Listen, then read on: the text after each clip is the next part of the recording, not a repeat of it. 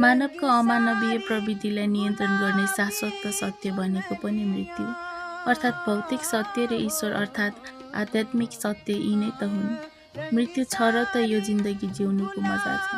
एक दिन म मर्छु भन्ने कुरा सबैलाई थाहा हुन्छ, तर कहिले त्यो कसैलाई थाहा हुँदैन।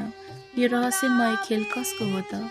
मान्छे पढ्दा पढ्दै पनि मर्न सक्छ, खाँदा खाँदै पनि मर्न सक्छ, हिँड्दा हिँड्दै पनि मर्न सक्छ।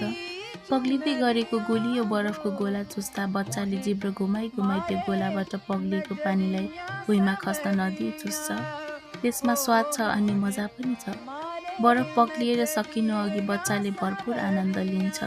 यदि बच्चालाई बरफको सट्टा शालिग्राम दिएर यो नपग्लिउन्जेल चुस भन्यो भने उसले चुस्छ त? पक्कै चुस्दैन। हो त्यस्तै मृत्यु नआउँदो हो त यो जिन्दगी जिन्दगी जस्तो हुने थिएन, जिउनुमा कुनै मजा पनि हुने थिएन। ईश्वरप्रतिको आस्था र मृत्यु चेतले नै मान्छेलाई अनुशासित बनाएको छ।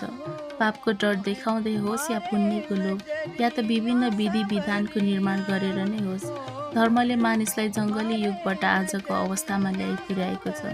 धर्म अफिम हो भनेर कार्ल मार्क्सले भनेका छन्, तर त्यसको अपव्याख्या भएको छ। धर्म अफिमै हो, तर मात्रा मिलाएर प्रयोग